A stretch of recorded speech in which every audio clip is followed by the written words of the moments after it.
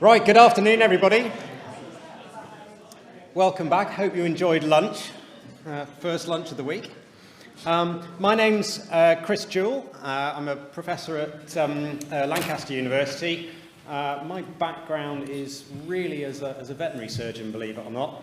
But I kind of transitioned, I'm not sure that's the right word, into statistics and infectious disease modelling along the line. Picked up an interest in high-performance computing because I don't get very far modelling diseases at scale if I don't know much about HPC. So that's what brings me into this community, and I'm delighted to be here this afternoon to introduce an amazing panel, which going from left to right from your perspective. So we've got Eamonn from Durham, we've got Fred Sonnenwald from Sheffield, Martin Turner from Manchester, Keming from Durham, Stephanie Thompson from Birmingham, and Tristan Martin also from Manchester. So very warm welcome to you all. And I wonder, maybe if starting from your end, Tristan this time, whether you might just give us a very quick introduction to yourself, tell us who you are and kind of the role that you work in. Hi everyone. My name's Tristan. I'm the Office of Open Research Coordinator for Data Stewardship, which is based and the Office of Open Research at Manchester is based at the library. I've only been in the Research Data Management team since October, so this is a fairly significant amount of imposter syndrome going on over here. But I have worked in the library for a long time, but not necessarily. So no one asked me anything about advanced computation and anything like that, so I won't be able to answer. But I've been at the library's open research team since 2018, focusing on academic publishing, open access, scholarly communication, and then more recently working on the University of Manchester's data stewardship project, which is a collaboration between the Research Lifecycle Programme and the Office for Open Research. And then before I joined the library in 2018, I did a PhD in political science at Newcastle University. So that's me. Thanks, Tristan. Stephanie. Hi, my name's Steph, and I'm from the University of Birmingham, from the Advanced Research Computing team. I'm quite a big team now. I'm doubled in size in about the last 2 years, about 40 people. But we're split into 3 groups. So I lead the Researcher Engagement and Data Group. Ed is going to be here on Wednesday, I think. Leads the Research Software Group, which is full of RSEs. And then we have a Research Infrastructure who manage the infrastructure for us. And my role is, previously I was a researcher in biology. And then I came into computing, as they were looking for a researcher to give a perspective on sort of user needs. And that's where I really come in, because a lot of what I do is talking to the researchers, finding out what they need in terms of services, in terms of training. And as part of that, we run a lot of workshops for researchers. We've also got a team of bear champions that go and spread the word for us and help people with discipline-specific queries. And then we've got 6 special interest groups that help researchers come together at the university on various programming languages. I've got Julia special interest group starting up next week. But I'll pass on. Right. My name is Keming. I'm currently associate professor of sociology at Durham University. I was thinking whether I should come or not. But in the end, I think I should, because I know most of you are software engineers or data managers or computer scientists. I think if not, I'm the only one. I'm very few, I think, of the social science persons in the room, or including those online. I think I should come because I want to tell you how social scientists think about these IT tools and softwares, and so how can we learn from each other and how can we collaborate. I think this is very important because I think the minority in this country among the social scientists trying to push social science research in the direction of making it more rigorous, computational social sciences, digital sociology. digital humanities, I think, although I have to say there's quite a resistance, I think, to this kind of push. When I can, for example, I try to ask my students, to teach my students some digital skills, including some network analysis, scraping data, analyzing data from websites, or downloading social media posts to analyze them. So I think there's quite a lot of things that social scientists in this country should do by using those, be employing those tools. But it's really a difficult job. Anyway, we'll talk about that later on. Thanks, Keming. Martin. And I'm Martin Turner. I've come through a range of institutions and universities mainly, and institutions. For my background here, I remember starting off and I'm working, coordinating with when BCS just joined. They became a chartered organisation and was trying to work out what should be a software engineer and what should be a hardware engineer, and training for it. And then moved on from that to all levels, from the undergraduates to the postgraduate training. And then now we have this roles of the Chartered Continuing Professional Development through organisations of similar things, and then software carpentry courses. But on a separate note, just to give a context, I've been employed recently in the last year or two as what they call a relationship manager, which is meant to be a new role, official role by the BCS, linking the service providers with the senior leadership teams. In reality, and this may give a connection back to the whole of today, it's a role which basically links I would say it's a complaints department for all of research IT, where there isn't really any complaints department. People do these choices. And in some sense, my role always has been to say no to people and to take them reins and sort things out and coordinate things. And partially it is down to what people have been trained and what they think we can do. And in some sense, you've got to train, it's this part of the sense it's training the academics, it's training people to actually have some perception. And it's more than just, so if they understand a bit more about what we are, as well as we understanding what we are and being trained, it may help. So let's move forward. Thanks. So it's kind of expectation management, I guess. Huge amount of, yes, it will work. Hi, I'm Fred Sonnenwald. I'm a research data engineer at the University of Sheffield. I sit inside of a team called the Data Analytics Service, which is part of Research Innovation IT. And one of the things the team is responsible for is delivering our research computing training courses. So these are courses on Python, on data analysis, things like that. Amongst that, I run the HPC training course. Been doing this for about a year now. Before that, I spent a lot of time as an HPC user in civil engineering, running CFD models and things like that. It's a very interesting experience sitting on the other side of the fence now. Okay, thank you. Eamonn. Hi, my name is Eamonn Bell. I'm an assistant professor in the computer science department at Durham. So I'm a sort of academic user and PI, sort of. I work on digital humanities, so my background is actually in music studies, so I can speak a bit to, let's say, arts and humanities uses of sort of DRI in general, and lately high-performance computing, in part because of this alleged or real convergence of AI and high-performance computing, which means that our users who want to use AI have to go through, at least the way things currently are set up, this bottleneck of academic computing. Slightly controversial way of putting it, but to be perfectly honest, the bottleneck is not on your end, it's on our end, because our community doesn't have the fundamental skills, except in very small cases, to engage effectively with the infrastructure. So that's the kind of thing that I'm interested in solving. It comes out of people gave a little bit of academic biography. I think it's interesting.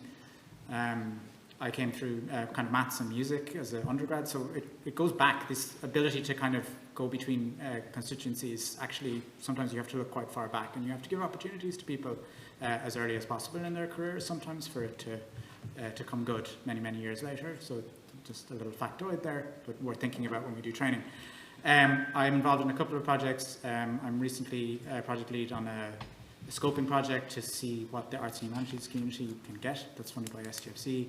And I'm also a project co-lead on a training network for arts and humanities researchers, trying to figure out kind of systematic ways to get them to both upskill themselves and other people through a methods fellowship program. So I can talk about those and some of the other stuff I've done more specifically with music. Okay, thanks very much, Eamonn. So that's our panel, a mix of kind of academics and research software engineers and people who work in in kind of research support from a research data point of view. I'm just wondering about who's sat in the audience at the moment. So I wonder if you could put your hand up if you consider yourself a research software engineer. Okay. And a digital research infrastructure engineer, maybe? Okay, not entirely mutually exclusive. Okay, interesting. Who are the academics in the audience? Okay, interesting. All right, okay, so half and half. Okay. Any specific data managers in the audience? Yeah, brilliant. Okay, excellent. Great to see you. So, given that sort of blend of people then, who's attended a computationally intensive research training course, or a training course in computation? Okay. Who's delivered a course? More, okay, right, that's interesting. Great, fantastic. Okay, so we've got actually quite a mix. So I want to start off with a question. We've got a list of questions in front of us here. I'm going to start halfway down, actually. So I always find with, particularly my PhD students, it's quite difficult to find a balance between the amount of time they spend, particularly at the beginning of their PhDs, kind of getting up to speed with lots of the statistical methodology that we use, at the same time as learning computational skills that they need in order to actually implement those statistical techniques. So what I'm interested in is, well, how can we balance that need for training in computational research, or training in kind of comprehensive sort of computation methods, with those kind of time constraints of either having to actually carry out your research or to actually learn new techniques in the sort of domain that you're actually working in. I wonder who wants to go first. I can. Yeah. So I think you need a mix of delivery methods. So having some self-paced courses that people can do any time. One of our most popular courses is a self-paced course, but it's recordings of live workshops that we've run in the past that people can access. You do have to keep them up to date, which can be quite time-consuming. Having those live workshops when PhDs start in the autumn, we find that's when they tend to come the most. But then also having them throughout the year, because we get PhDs starting at different times, January, etc. Yes, I think a mix of things, but also having people who can go and talk to them anytime. So we have the research software engineers who can offer up to 2 weeks of sort of time for short projects. Then we have drop-in sessions that they can come to every couple of weeks. And then we have these bear champions that are people within their area, their school, who've used HPC for the same sort of discipline. So often they're able to help in areas that we couldn't because we don't necessarily know the sort of ins and outs of that particular area. And those people help when they can. So I'm interested in who's actually instigated that program? Who kind of advises on what material you actually deliver to these postgrads? So it's a constant review of sort of needs. We do a biennial survey, which we try and get to as many researchers as possible. There's about 270 last year. And in that, there's a few questions around what training do you need. And we've used those results to then ask for more money to develop our training programme. So we put on about 3 or 4 extra courses last year, and we're going to be putting on a lot more sort of data carpentries, sort of more focused training as a result of that survey. Thank you. Yeah, Martin, did you want to get next? Yeah, just a little trick. I like tricks. We actually, for PhD students, we have a busy little time in about September, October, normally when they all turn up. And hopefully I'm there to actually do this kind of talk and give a wonderful talk about how IT services and all sorts of things, what it should do, what research IT, what facilities are. Manchester's quite lucky in the sense it has a good team. So we have a training course from everything from Python all the way to other things. And here's my little trick I always say to them. They give a spiel about what's happening. I say how wonderful it is. Research lifecycle programs spending more money on it, getting more development for storage, etc. I then tell them to take 2 things away from this, because first week or so they've turned up. One of them is to sign up for our newsletter. It's always good news to have a monthly newsletter to send out to people. And the second one is then I tell them to go to one of the training courses by about Christmas time. And the reason I do this is you'll have got so much load of work doing your research and topics that don't insist you should do a training course immediately. We do lots of courses, introduction, how to log on to the computer systems, things like that, and get the first programs. Even if they're never using it, we do not want our PhD students especially to turn up 2.5 years after they're started and saying, I've got all my data now, I've got all my systems, can you tell me how to run it? And I've got 6 months to get it all sorted out and published. That's not going to help. So I always tell them to trick is I basically say 2 things you should do. Sign up for the training course if they need it or not, and run some general code. And by the time Christmas comes, they're so overloaded with you academics, I've learned this one, giving them loads of things to do. So take a week off and start doing it, and sign up to our training course and treat it as a bit of downtime. And that way, those ones then come back to us in other courses and do other things and do drop-in sessions, and they then become... but if you ask them to do it too early, it doesn't work. Yeah. Too late, Yeah. and we get into panic mode and we have to solve the problems, and we hate them. So that's the way it works. Little trick. Definitely my experience at Lancaster as well. Fred, I wonder how it looks from the point of view of delivering content.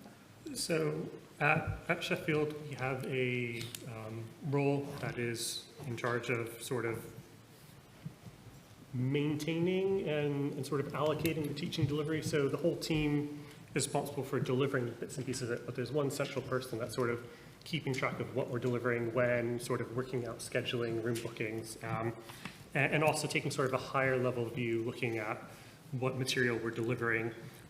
We're kind of responsive in that we're not sort of looking very far ahead of the technology curve to what we're teaching. We're sort of looking back more about what are people asking about in support queries, what are we have feedback after each session, what are people feeding back that they would have liked to have seen, what we're not covering. Every now and then we're getting a little bit of cross-pollination, taking a look at some of the undergraduate teaching materials. That's more rare, and when they're coming to us, and we have a little bit of communication, but not a lot. And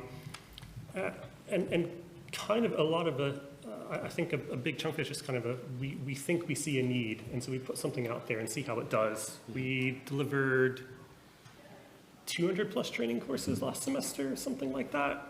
So we put a lot of time and energy into delivering a lot, and I mostly see what happens on the HPC side, and in some respects I'm lucky because HPC doesn't change very quickly. We've got one of them, and we'll know well in advance when the next one is coming. It's still running Slurm, it'll be running Slurm 2 years from now, so I don't have to change what I'm delivering very much, but the focus subtly changes each time I deliver the lecture. What were people looking interested at, and I think there's a chunk of what we're delivering that's sort of customized for each group of people we deliver it to. What are people asking questions on? Do I get questions on Python, or do I get questions on ANSYS? And that will change what the training course is a little bit each time. Circling back to how do we balance this with needs against learning academic material, I think, I don't know how we do this, but I think there needs to be a recognition that as part of your PhD, you're picking up new skills, you're picking up research skills, and part of your research skills are your computing and technical skills, and the ability to use MATLAB or Python or any of the other statistical packages are part of how you make someone a good statistician. And even if you don't decide that you want to use those things, you need to be aware of them, have some sort of competency. And I quite like the constant reminder trick. It's, I announced on the HPC mailing list, there are free spaces. Well, someone please come fill them up for the training course. Yeah. And sort of this, when people have time is the best time to attend, and ideally, yes, that's sooner rather than later. And I've been seeing MSCs come 3 weeks before deadlines wanting to fund things, and I've seen them come right at the beginning of the semester saying, I've just signed up to this course and we're doing this computing stuff, and I really want to be on this training course. And I think one of the best things we can do is just offer courses constantly when people are ready to have, ready to deliver them or ready to attend them. Yeah. Okay, thanks. Keming? Yes, What's your- maybe I can offer a kind of case study of these training PhD students to use computational skills in social science research. One of my PhD students was studying the connection between peer pressure and drinking, alcohol drinking among undergraduate students, and he was trying to simulate the process, the dynamics from the friendship or social connections through the point that they start to drink a lot. So what is the dynamic? How did it pan out from the initial connections to the drinking behavior? And this requires a kind of simulation of the process, but also verification of the process by real-world data. So initially, the supervision team has the background to tell the student what to do in terms of constructing the theories and the models, and then the computer tools to use it. But I don't think the computer team, the supervision team has the expertise to really tell the student what to do technically. So we have a third supervisor to offer the advice on that point. But even at that point, at a certain point, that the student cannot get the exact advice because the project is so specific that we have to consult someone else because he was using the kind of agent-based computation modeling process, and there's a new program coming out. What I'm trying to say is that it really, at the PhD level, it depends on the kind of a connection of the supervisors to other experts who could offer that kind of ad hoc support. That I think is a challenge. And also it requires the student has the strong will to learn new tools. That is another, I think, challenge. Fortunately, the student was prepared enough, at least mentally, not just technically, to learn new tools, to carry it on. So eventually he could put it off. But I have to say that at the PhD level, it is really a challenging process for us. Of course, at the end, we managed to get the project done, but I don't think we could do that for all the PhD students. It depends on so much strong will and preparation to do it. It's really difficult to do that on there's like a mass balance. Sorry? There's like a balance then between sort of core training at a kind of a sort of surface level, and then pairing up individual students with people who can take them a little bit deeper on a kind of project by project basis. Yeah. Okay. Fantastic. Thanks. Tristan, tell us about your experience in Manchester. What's the balance between kind of comprehensive training and people getting on with their research? Well, I was going to follow up what Stephanie said at the beginning about my experience. So the data stewardship coordinator's role at the library is quite a lot to do with thinking about training and how we can connect this all up, from what the kind of research data management stuff that the library traditionally has done at Manchester, and the kind of split between the kind of research data stuff that research IT has done at Manchester. I always think maybe, like Stephanie said, giving students the most possible opportunities to access the kind of content, both online and in person, and different varieties of that. So stuff that they can just read or stuff that they can rewatch. I think it's the University of Leeds libraries often do recordings of their training sessions. At least their open research teams do. And I always watch them, and you can fit it around your kind of schedule. And I've certainly, when I've trained up on things, recordings of kind of training sessions online is definitely something I've accessed. You can fit it around your schedule rather than what a team of trainers at the library have decided is the best time for researchers. Because at Manchester, the Office of Open Research, were always talking about, well, how can we what is the best time of the day?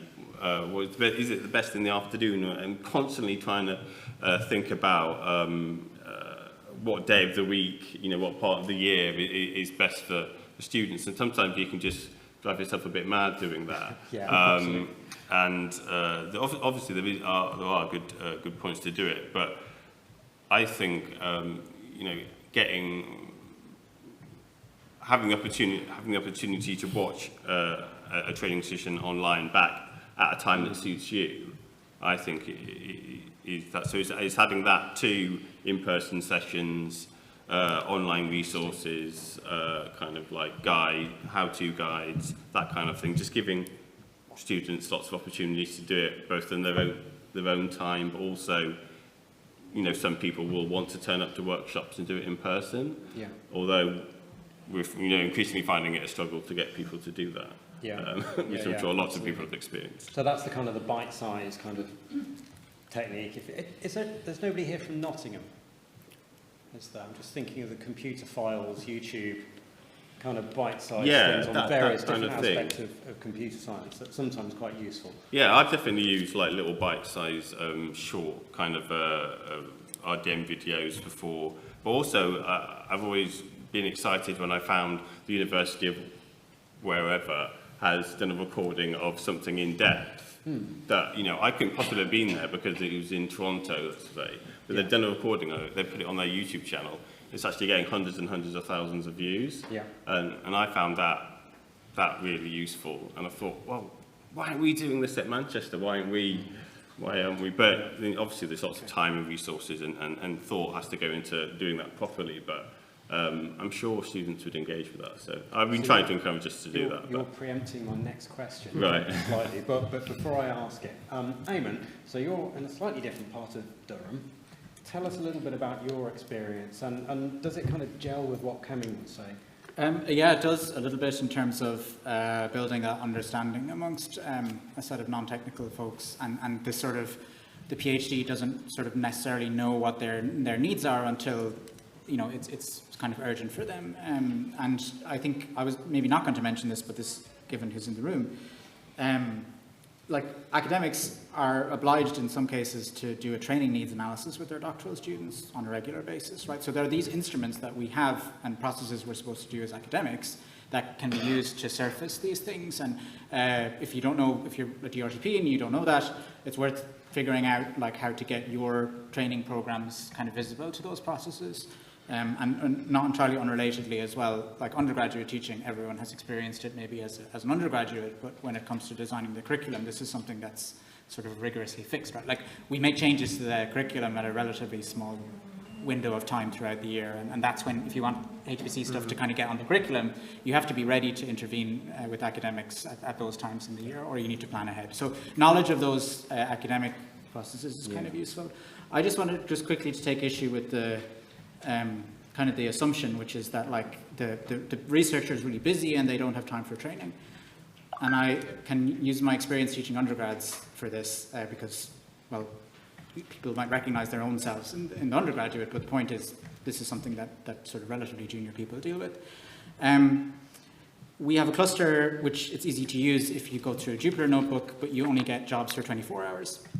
So when students do their coursework, they kind of babysit these jobs. They run the training job for 24 hours, then they kill the job, they checkpoint the model, and then they kill the job and they start it up again. And they try and train for days and days and days like this, okay?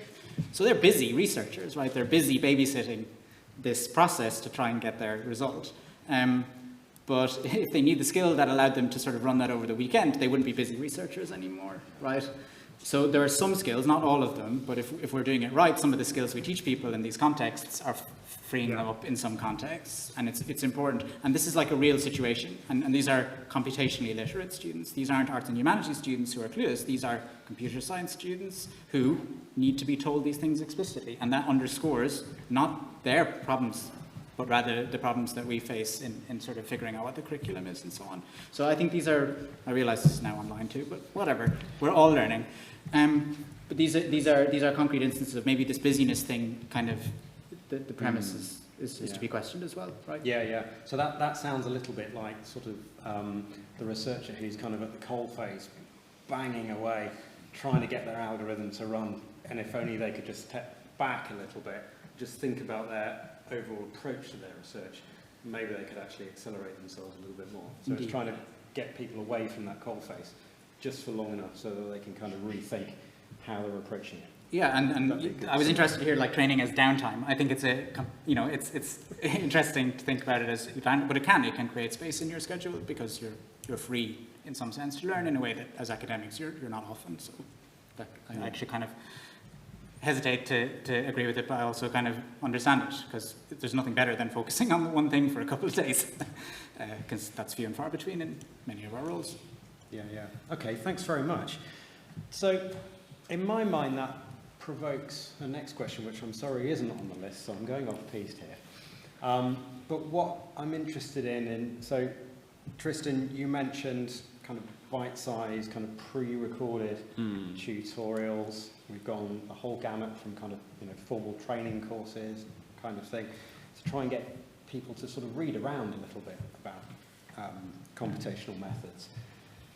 So I wonder if you could share with us any kind of points of best practice you think in terms of communicating the availability of training methods to researchers on one hand, so communication of training material to researchers, and secondly, what we can do to try and promote engagement with those materials. Like, go for it, Tristan. Absolutely, that's a hard question, that. I'm just fishing for best practice. What works for you in your? Oh well, I don't know whether is it working for us. I don't know whether we work at the moment. We're currently trying to think about this. With the Data Stewardship Project at Manchester, working with both the kind of communication team in the Research Lifecycle Programme and our own.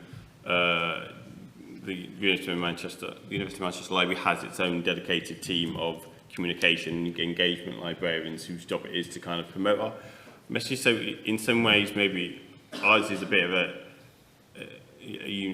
different case than maybe a lot of the other people, because like I said, I'm not involved in teaching computational research, but so we have a team of engagement librarians who help us with that, and we're always looking at different ways of getting our message across, different kind of what are we on the right newsletters, are we in the right spaces in online, are we turning up at the right events, how can we get the message out about the stuff specifically in my team, which is less about computational I can't even say it, methods and that kind of teaching, and more about research data management and open research methods and practices. And what works? I mean, we're currently, I think, we're currently thinking of new ways of doing that a bit more proactively, because I think maybe since the pandemic and COVID, there's a case of a bit of online and hybrid fatigue, and we're finding people. I remember doing training sessions when at the beginning of the pandemic that had like hundreds of people on it, and now, the exact same thing has hardly anybody. So we're thinking of new ways, going out a bit more, being a bit more proactive, getting a message across and trying to connect. Going to where researchers are rather than expecting them to come to the library or wherever the Office of Open Research is based, which is kind of everywhere and nowhere at the same time, which sometimes doesn't help. But yeah, and we have all sorts of, we try to get on all the newsletters that go into academic inboxes, all the kind of social media channels, but again, that's changing because academics are leaving Twitter, and so there's a lot of change, and I think we're really evaluating how we get our message out to academics and being a bit more proactive and not just expecting them to find us stuff. Without thinking about it too carefully, what would you say is a proportion of your time spent on training, what proportion of that time is devoted to actually trying to communicate? Quite a lot. With my role with the data stewardship project, quite a lot of it at the moment is working on, the main thing is working on a business case to try to convince the people with the money at Manchester to pay for a professional team of data stewards at Manchester. And the other is how do we get our engagement and communication. And so in terms of my job, it's a lot of that. And thinking of new ways of trying to get academics to pay attention to our small bit. But you're competing against so many other people at the university who are also trying to get academics to focus a little bit of time on their issues. So it's hard. It's not easy, but sometimes I sometimes say to my colleagues, you should, try not to be too hard on yourself if you don't feel like there's enough attention being put on what you're doing, because lots of the institutions people in the room are at, but especially at Manchester, there's so many people saying, well, look at my message, not their message. Absolutely. It's so difficult. always a kind of competing of and we're trying all sorts of creative ways of doing that, but it's not easy. So I wouldn't pretend to say, Manchester's cracked it, because we definitely haven't. So, Stephanie, tell us about Durham. How do you promote your materials and how do you encourage engagement? So Birmingham. Birmingham, yeah. sorry. Just to confirm. So very similar to Tristan. We have lots of different ways we've tried. We do have an optional mailing list which has about 1,000 researchers on it. And that's our prime way of getting out. We've got these new workshops coming up, book onto them. We actually just found, just seen today, the best way we found, certainly with students, is we have these Canvas courses. I don't know if other people know Canvas, but it's the way that we deliver our online self-paced workshops. There's an announcement feature on there, and the students really seem to respond to that. If you put an announcement on there saying there's a course coming up, we've just had literally like 30 bookings in like a few minutes. So that for us is probably our main one, but people have to be on those Canvas courses and they have to know about, they have to be on the mailing list. So the other ways we try are going to as many PhD inductions as we can. Yeah. So we go to all the college ones, and then as many school ones as we get invited to. There's probably, I don't know, 50 or even 100 schools at the University of Birmingham, so we can't go to all of them. But ones like engineering, they have about 70 to 100 new students, PhD students a year. Any staff inductions, we have a stand, like a table, we have banners up, we have postcards specifically on the training, as well as the storage and HPC and things. We use a survey as a way of reaching people because it's sponsored by our Pro-Vice Chancellor for Research. We still haven't got a mechanism of getting it to all researchers because there is no mailing list for all researchers. We're trying to get that in place for the next one. But we found that as a good way of reaching people who've not heard about our training and all our facilities as well. And Bear Champions, I keep mentioning Bear, but I haven't explained the term.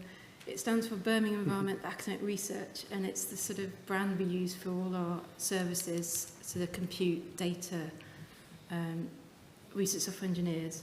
And we run what we call the Bear Challenge every year, and this is specifically for undergraduates, master's students, for them to get a taste of HPC, and they have access to our Tier 2 supercomputer, which is Baskerville, and they perform a series of challenges and teams. And we had 50 students last year, but this year we're going to raise it to 100 because we had so many people we had to turn away. But we have careers talks in there as well from Lenovo and NVIDIA. And we got some really good feedback from students from that, and they went on to CI UK Cluster Challenge from that. But that allowed us to mention it to the Vice-Chancellor, and he has a weekly email where he talks about everything going on at the university, and that does go to all staff at the university. And we approached the VC saying, would you feature us? And he did. So we got a little paragraph in there. I think that really helped spread the word to as many people as we could. And the students that engage in that activity, are they mostly kind of engineering, physics, maths, computing? Yeah, I mean, we try and reach as many areas as we can, but yeah, computer science, physics. Yeah. We do get bioinformaticians, chemistry. Yeah, the majority is computer science, but Yeah. we do try and reach as many areas as we can. Sure. Great, thanks very much. I'm going to skip Keming because I'm going to ask Eamonn and Keming perhaps to give us their thoughts on Durham's approach together.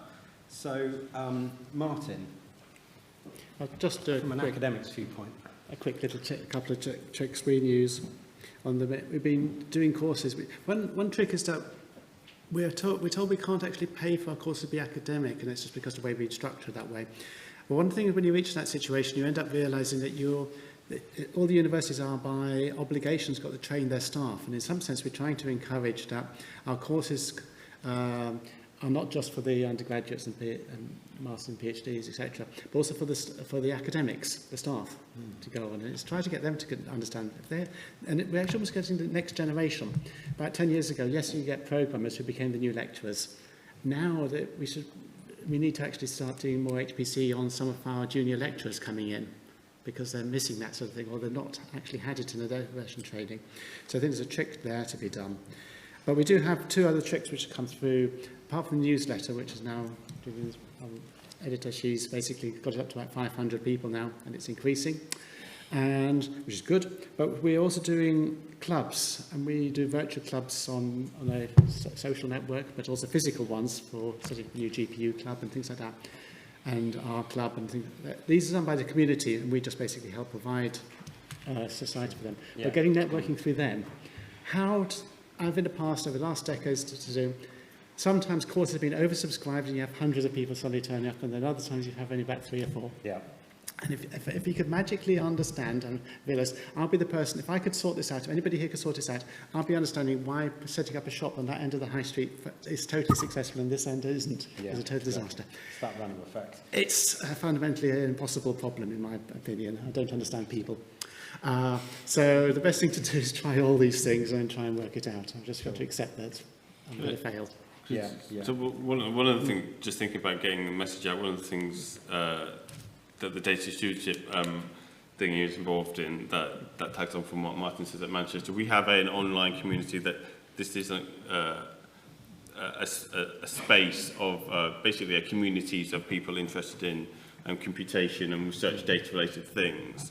And it exists on Teams, and it's a whole collection of the different clubs, some that Martin mentioned. So you've got, well, the thing that I lead, the data stewardship community, and then you've got various other computation and research data, Manchester research engineers, software community, all sorts of different kind of communities who have Python, various things, and they're all in the same space. Yeah. On a specific part of like the University of Manchester's Teams thing, and each group has a lead that manages that group within. It's called Kadir, and that I find that's a really good way of, because you can post in the general section of that. Yeah. And then everybody in all those groups see. So if and that has enough critical mass that it actually. Yeah. So I think we've got over 1,000 people are members of that group now at Manchester. So if we at the research, the Open Research team at the library want to promote this research data management course, and we want more people, it's a great place to advertise those training courses, because then there's lots of PGRs and academics who attend that thing, and we've had good feedback from people who are like. Because I was promoting the UKI are developing a new research data management policy, and I posted about that, and there was a professor, I think, a data-related academic discipline at Manchester who saw that, hadn't ever heard about that before. Yeah. And a similar way, I've had feedback from posting external training, and someone from the UK Biobank at Manchester saw that and was like, had no idea this course existed. I've signed up to it, and I've emailed all the people in our department about it, and that is a really useful resource for kind of. So it sounds like you've got a critical mass in there that sustains it, because we've tried something similar at but haven't got much traction on it. It's taken years. We don't have that critical mass. It's taken years for it to develop, and it does take quite a lot of. It's a surprising amount of my time and other people's time, establishing those kind of online communities. You've got to be posting it quite regularly. Anyway, I think culture, it's a hard thing to change. Yeah. Fred, how Yes. do you go about communicating your training materials, and how do you encourage people to engage at Sheffield? So I don't feel like we actually do a lot of advertising. Yeah. So one of the neat, I guess, things about the training courses are we have a system which has our health and safety training courses, and that's the same system that has our research computing training courses. So it's sort of one portal for training courses at the university. You can go in and put in Python or something and just find the course there. So it's sort of a system people have to engage with to some extent anyway. Okay. Yeah. We have a website. There's nothing special there really. But I think the thing we do well is we have a roadshow, which is sort of all of the, it's not just research, innovation, IT, but it's us, it's the library, it's everyone involved with digital research at the university. And it's sort of a shared presentation where we are outlining the services, and we always, in that presentation, always covers a little bit on the training. Yeah. So we don't have like dedicated presentations about training because no one would want to sit through that. They just want to attend the training instead, really. But we constantly are going out with this to different departments, different types of events, and saying, here's what we do, here's what we offer. And I think this is one of the ways we reach the most people, is that we are putting this in the minds of professors, in the minds of new PhDs, and sort of on a constant, ongoing basis. And we don't hit everyone every week, sort of thing. It takes a while to loop around the list of schools, but we are, this is one of the ways I think we're getting the biggest impact. I mean, on slightly to the side, HPC is in a little bit of a special position because we have an HPC mailing list for announcements, and this is where I'll announce some of the stuff for the training course there. And having these central lists where people are not just hitting delete on emails and things is really powerful. And if I could figure out a way to do that for all of the training courses, I absolutely would, because I think that's getting eyes on it, even if 9 out of 10 people delete it, or 99 out of 100 delete it, that one person is still worth getting that message to, and that's really challenging. It's kind of competing for people's time slices, isn't it? Yeah. Get that slice of the scheduler, and it's in their brain. Yeah. Okay, great. So Keming and Eamonn then. So from your perspective as academics, how do you handle this in Durham? How do you make sure that your students, your researchers engage in kind of training? And how do you make sure that that's communicated to them? Go ahead. Well, I think for getting the word out to students, it can be a little bit challenging. So I think the most effective things is if you happen to be the instructor of a module where you have control over these kind of high conversion rate things like Blackboard or Canvas. So that's often a very kind of effective way of getting the message out. From my point of view, I also try and get, I see that Durham's a relatively small university, so there are ways in which things kind of cut across the channels. We see messages that get sort of liberally reposted, and they sort of eventually ping pong their way into your inbox via these overlapping circles of academics and influencers. We also, and I don't manage these trainings, but I sort of see the advertisements. We also have recently integrated the delivery of the HPC trainings into a shared platform for other kinds of professional development. So they're there at the same time as you look at how to build an academic bibliography. So is Intro to Python, so is Intro to HPC. It's not the HR training system, but it's a similar kind of centralized thing called InkPath. So these are some of the things that are going on. Okay. Yeah, the power of Brownian emotional networks to disseminate information is quite underestimated. The one thing to be careful of is where you're disseminating knowledge, training to groups of people who are already invested in. Like, I learn about the trainings because I'm on the HPC mailing list. But by the time I'm on the HPC mailing list, I'm probably there because I'm a user on the system, right? So it's good that I know and I can cascade them down, but that obviously doesn't catch anyone. It's a chicken and egg situation. So you have to be wary sometimes about what is the constituency of the email list that you're working with. And I say email list because as if it were so simple. Email lists are, to some groups of people, essentially either defunct, ignored, or somehow really, really bad and toxic for a variety of reasons. Again, they have their pros and cons, but yeah, we see the same thing. We see teams, we see some informal things. And one last thing, just because teams was mentioned, low stakes communication ones are kind of cool because you can cascade upwards in that sense that you talked about. Like it's okay to post about a policy that somebody doesn't know about, who they ought to know about, in something like Teams because it's completely deniable, right? It's like you might get the credit, which is great, but you might also not get the credit, but the word gets out anyway. Instead of more, let's say, kind of high stakes cascading upwards. So these more informal things can be useful too. But yeah, that's just a little snapshot of what goes on. Yeah, well, I think it's a mix of informal and formal ways of communicating messages.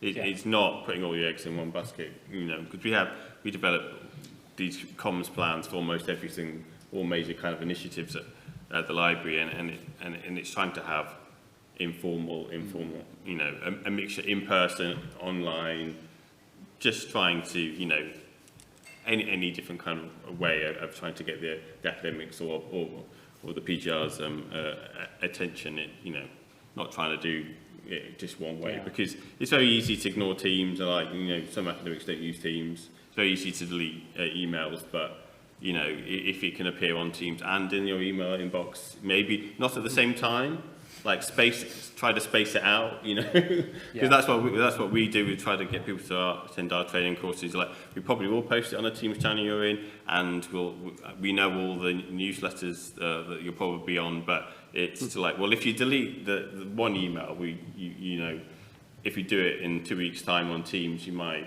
read that rather than delete it. So it's like having a multi-pronged strategy. Okay, thanks. So, we've got about 7 minutes left. We've had a few questions come in, I think, from online. I'm particularly interested in the last question that we've got here, but just before we do that, is there anybody in the audience present in the room who'd like to ask a question about that? They've all been on Slido. Everybody in the room. Oh, have they? Oh, right, fantastic. That's all Great. the questions. Okay, lovely. Thanks, Matt. All right, so I'd like to start at the bottom then. Could we start at the top, because that's the most voted one? That's the one that has the most votes. I hate to be a... Oh, okay. Yeah. Oh, we're voting. Oh, even better. Right. Yeah. So, Do this democratically. Read the can't read it. Right, fine. Okay. Sorry. All right, we'll start at the top then. So, to what extent, then, do you think training should be developed within your own institution versus something that could be developed to serve multiple institutions? Go on. Start. It was me voting. This is the 12 votes. Go for it. I don't have a particular horse in this race, only to say that sometimes training responds to excellence in research, and sometimes excellence in particular research areas is concentrated in different institutions, so you don't get that, you know, let's say, frontier training if you don't allow institutions to develop bespoke or context-specific trainings. That's not to say that there aren't advantages to it, but that's something that you lose if you consolidate. So at Birmingham, we recently developed image processing with Python, which is a carpentries, but the RSC who developed it sort of put in some additional bits. I can't remember the name of the thing, but it was a specific section that he added. So he used the materials that were there, but he sort of added to it. So hopefully that's going to help other institutions to deliver that specific bit of within it. Thanks. Sure, yeah. Okay. So I think this is a little bit tricky because, you know, for some things it makes a lot more sense to have a bespoke training, right? You know, we have the standard HPC at Sheffield. It's not so helpful to read up on the training on another HPC for figuring out how to use our system. You know, every HPC is just that tiny little bit different. But, you know, other things like Python, it kind of would make sense, you know, if everyone all used the same Python training material everywhere, you know, everyone would have the same experience. And then you have to think a little bit, you know, is that the most helpful thing? You know, sometimes looking at things from different perspectives, slightly different emphases, you know, if you developed your training material, you'll be a little bit better at delivering that training material, so maybe students would get a better experience. You know, maybe, you know, a lot of our training at Sheffield is face-to-face, so maybe training is developed slightly differently for a face-to-face training than it would be for an online training. Maybe it's around systems and other things. And so, you know, it's a tough question, right? I'm repeating myself now. But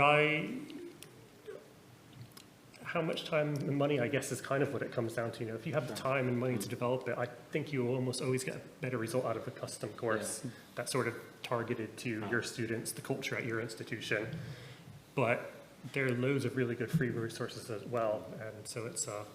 I guess it depends on the aspects of programming particularly you're thinking about, because some of this can be very discipline specific, which probably means that training materials coming from a specific discipline rather than a specific institute actually might be suitable. So, for example, natural language processing or elements of statistics and that kind of thing. Whereas I think you're right, that sort of local specific training on your HPC that works in its own peculiar little way is probably required at that level.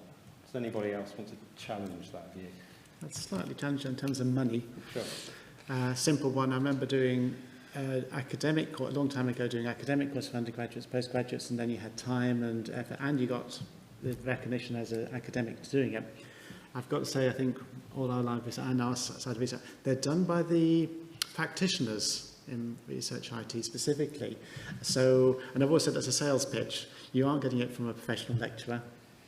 You're getting it from somebody who's a Python programmer who's doing it on his day job.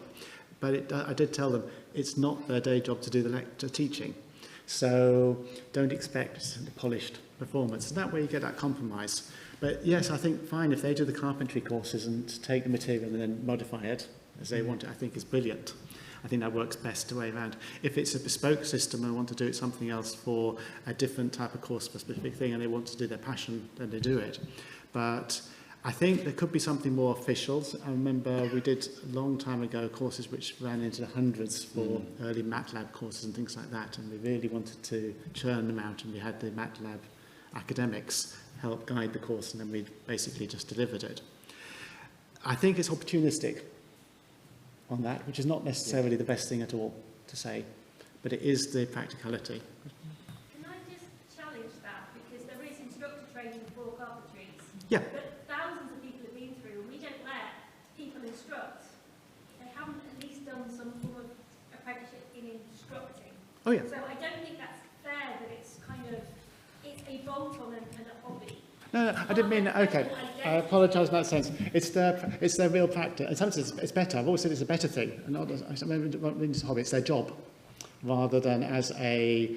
That we do now have in universities full-time lecturers rather than research lecturers who are there specifically to do teaching, and that's there, and it's very well defined in terms of the amount of money per student coming in, all this sort of thing like that. It's not defined at all when you get to this level, unfortunately. Could be. And I guess that's the big disadvantage of the ad hoc sort of institutional level stuff, that there's actually less time to go around. Whereas something like carpentries, with the endorsement of the teachers behind it, is actually sharing best practice. Yeah, and my final one, which I've always been pushing, is the train the trainer courses. I think we haven't even mentioned any of these things. I've been doing these for graphics courses and other ones, which is at the higher level, where the companies or other structures will train the trainers. And then you do have the proper qualifications for it. And that's one thing we've not been talking about here. I think we've been missing this training. I've been asking people, how many people here believe they've been trained on for their continual professional development, to actually train themselves to do this, is a tricky one. In some sense, it's fine saying we're training these people to use our machines and do better research, but we actually got to train ourselves. And that's training ourselves to train, in some sense. And we aren't doing that. When I was an academic, I sent to a Masters in Learning and Teaching. There isn't that kind of thing put into this place now that we've got the structure in place. So I think that is a much more push. It's become a part. There is a RSD training SIG, and a strand of that is TPD development, which I am leading, because we have a pathway that I know from my people that we are sharing. So it's coming. So one of the questions you were saying about who's been trained, who's been on courses and things like that, who's actually running at its next levels, but how many of the people feel that they actually have got the guidance and training to do that level. Yeah. And that's... Absolutely. Okay. Well, we haven't got through all the questions on the board, but I think it's just about a cup of tea time. So I'd just like to thank our panellists for taking part.